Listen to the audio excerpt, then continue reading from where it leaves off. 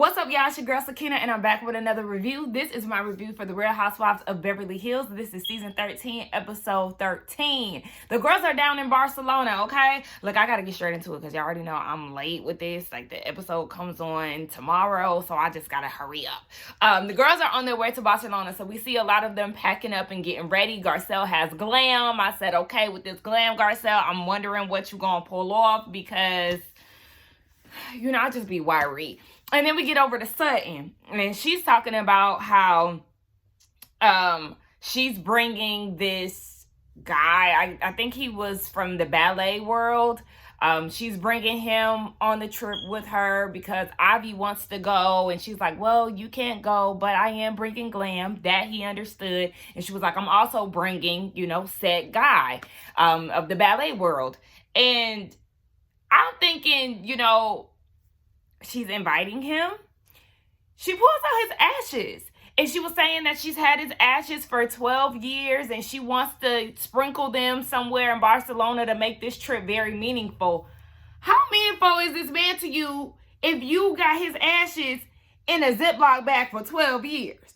You couldn't get a nice little urn or something? My mom gifted me with a cute... Matter of fact, let me show y'all real quick because it's right here. My mom gifted me with a cute little urn a few Christmases ago. This is my granny. This is my dad's mom. Say, hey, granny. You know, she gifted me with that because we all have her ashes. And I thought that was very sweet because, you know, I didn't know where to put her ashes. But I ain't have them in a bag for 12 years. And Sutton got more money than me. So it's like, girl, okay, yes. Sprinkle his ashes somewhere. But at the same time, why didn't you put him in a special place to begin with? You put him in a plastic bag. That says a lot.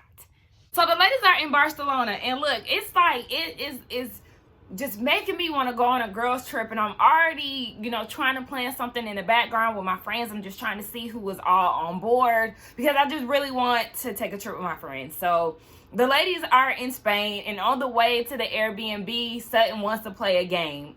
It's called All of a Sudden. They have to answer questions about Sutton. Whoever wins, they get a prize. So Erica, of all people, wins the game. You know, we all would expect Garcelle to win. Garcelle got a few answers right, but Erica ended up coming out on top, and she wins a crown from Sutton's store. So they get to this Airbnb, and it's giving Spanish, but I was a little underwhelmed. I know it was supposed to be like this. I think she said 1700s house.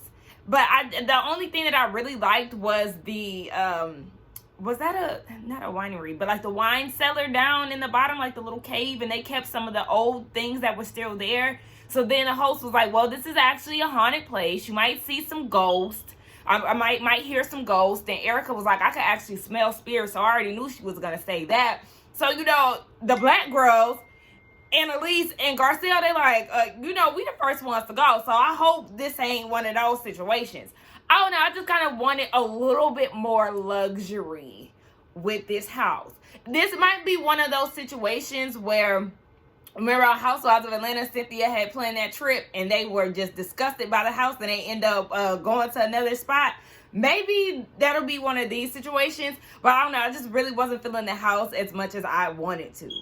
Now, these rooms, again, the Airbnb now. So, I don't know if they picked out of a hat or what. I was texting, so I got a little distracted. But the ladies, they have a number on a piece of paper that they're unfolding. And then that room, whatever number that is, that's the room that they have. All these rooms are extremely underwhelming. I don't even know what Sutton's room looked like. But the rest of the girls was just like, yeah, nah. So, they all get ready for dinner.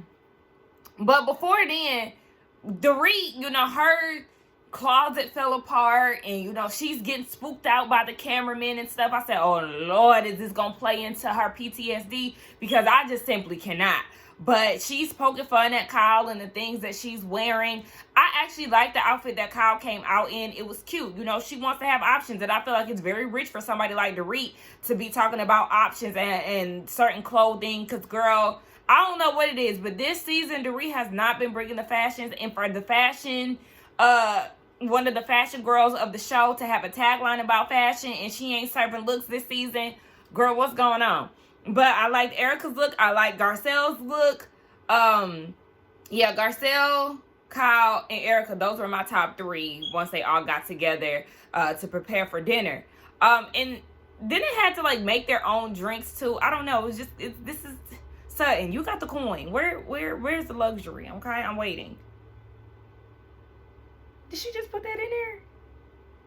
Anyway, the chef comes out to introduce himself. He said he's gonna be there all week. Garcelle is, got hard eyes, and she's telling Erica that they can both take him down. Like, okay, girl. Do he like black girls? Because that's number 1, Garcelle. You beautiful, but you know how they be in these foreign countries. Hell, in this country too, shit. So everybody's around this dinner table again. The ladies are throwing themselves at Storm. Like, come on, let it go. Because I don't be liking stuff like that. He ain't even really stunning y'all for real. So back off. So they're eating. Everybody is enjoying themselves. And then Anna Marie, she comes and breaks up the scene and was like, let's talk about the elephant in the room. But I mean, I'm not there, so maybe I don't feel the tension in the room, but I feel like they were all really having a good time. But, she broke it up and she was like, last week was a lot and I apologize for my part. And Sutton was like, my issue was saying that I was insecure and lonely. And they show a flashback of Anna Marie, the 8.5, saying that she's going home to her kids and her husband and thankful that she's not alone or lonely and desperate. And Garcelle said that she did take offense to that because it's like, just because I don't have a man, that mean I'm desperate and lonely. Like, girl, what's going on? And just like Sutton said, there's 3 women that's divorced at this table. And she said, in my marriage, I felt the loneliest because he was always working. And when he was around, he would sleep because he was always working. So, girl, why you trying to throw your husband with his allegations in somebody's face? You might want to relax again, because you are 8.5, so I'm going to need you to bring it on down, because it seems like your husband ain't worth the brag. So, listen, before I start saying stuff, let me just relax. I can't with Analise. She comes into this group as Kyle's puppet, and she's coming for Sutton unwarranted, and she got so much to say, but you just really ain't bringing nothing, girl. You're very forgettable. You don't bring fashions. This little cheap-ass pink bow that you got on your neck. You give us terrible makeup. You give us thin bundles and broad shoulders. Girl, next. Then that little weak-ass apology that she gave. Like, how are you apologizing to somebody, but then you're also very defensive in your tone? That, I apologize, okay? Yeah, I'm with Garcelle. Keep that apology if that's how you're gonna come with it. And then you're using the word if that affected you, then I apologize. Well, you already know what it is. Leave the ifs behind. Take full accountability. Understand that what you said did make people feel some type of way. And there's no ifs, ands, buts about it. Just own it, okay? In the words of Lisa Rinna. Oh, listen, I always forget that Lisa is not a part of this group. That's how you know that the show is actually enjoyable and that the show can go on. Lisa is clearly like the Garcelle of, not Garcelle, ooh, child. Lisa Rinna is like the Giselle of the group. That one person that just brings the negative energy and you just can't seem to really enjoy yourself. She's that girl. So I do feel like letting her go, it worked out. I feel like some people think that this season is not good. I really love this season. I think that the ladies are bringing it. They're having a good time. There's drama. There's laughter. It's a total package. I love it. And then it's Beverly Hills, so we already know the luxury gonna be there too. Miami and Beverly Hills, I feel like they're going to have the best seasons to me because it has the most balance of everything.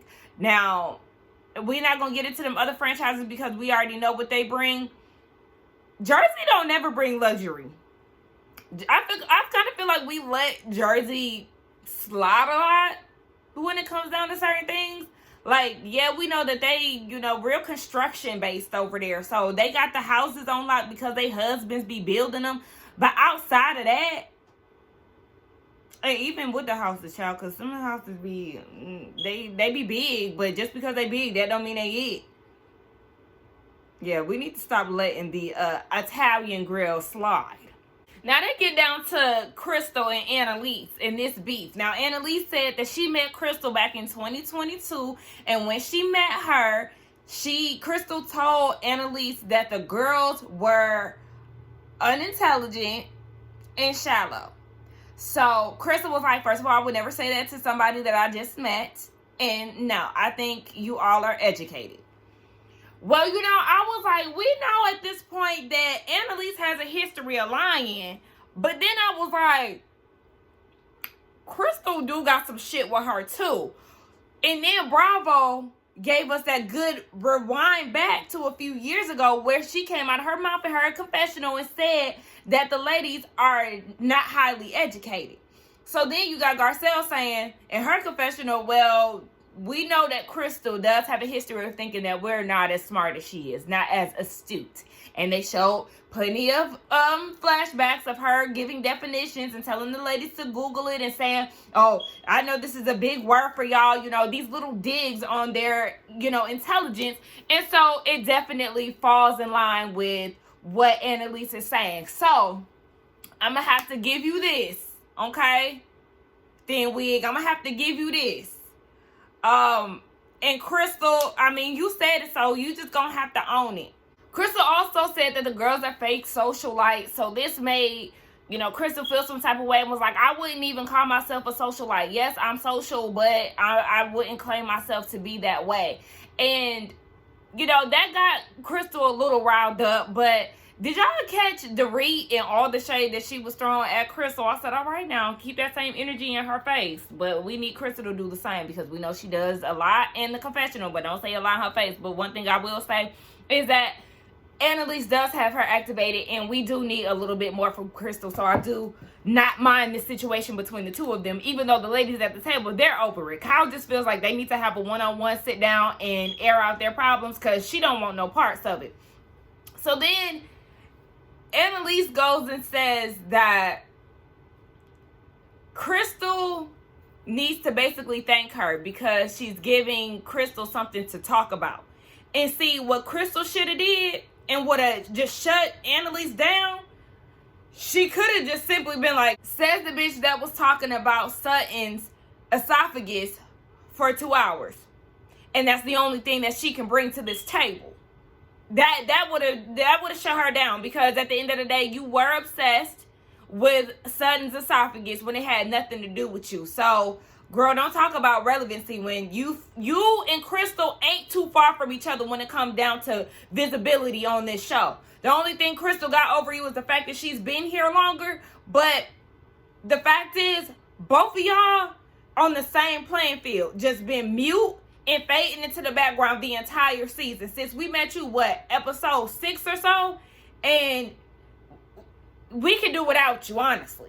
So, Sutton and Garcelle, they're sleeping together. You know, Garcelle is creeped out by this spooky house.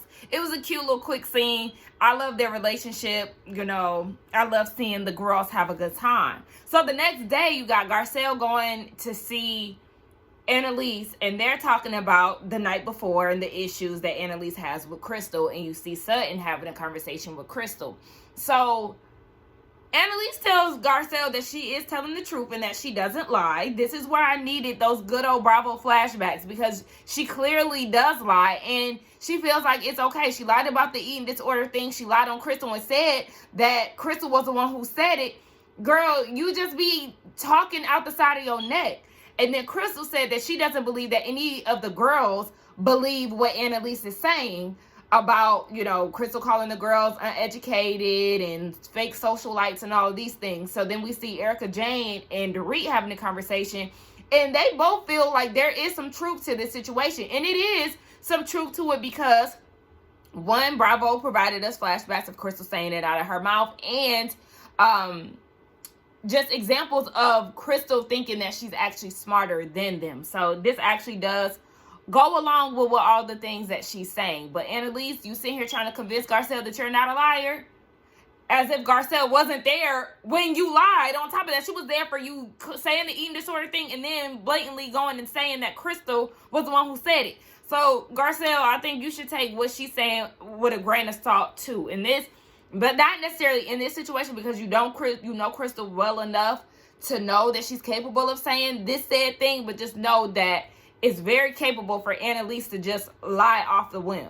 Sutton wants Crystal to defend herself. She feels like Analise is getting off the hook a little too easy. And Crystal was like, well, you need, basically to combat somebody to make you feel better. She really doesn't need to do all of that, because she feels like, you lying. I don't need to prove myself at this point. But Sutton want her to fight back, okay? Fight for your check. That's what she's trying to do. She's trying to save your spot on this show, girl. But another reason why Crystal ain't fighting back is because she lying. She said that shit. So the ladies are going out for the day. I actually like Sutton's outfit from her sitting down. I don't really know how it looks standing up. But, they're all going out.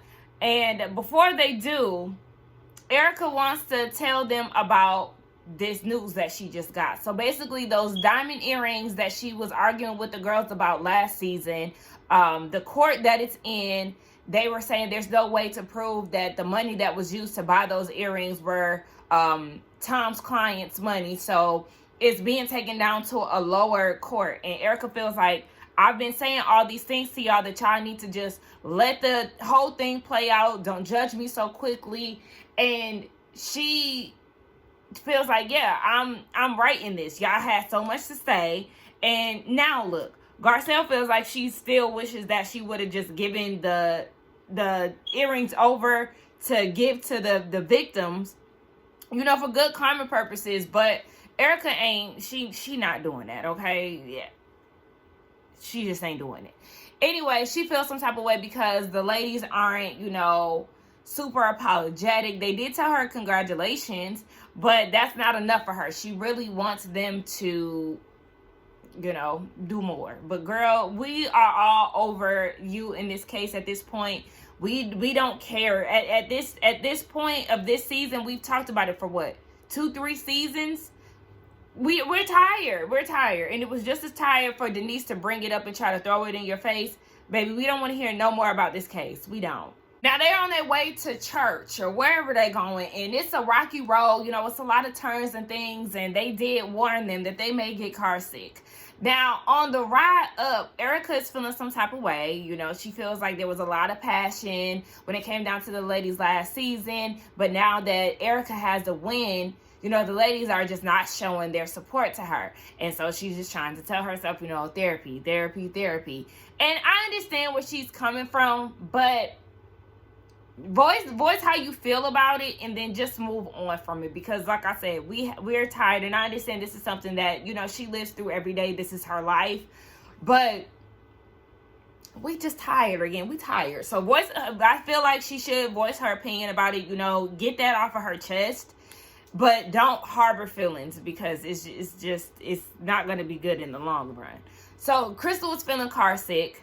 She asked them to pull over. She gets out the car and throws up, and she was saying that her hands are swollen and her veins are popping out. So she sits down. All the women gather around, and I was like, oh, is there a doctor in the building?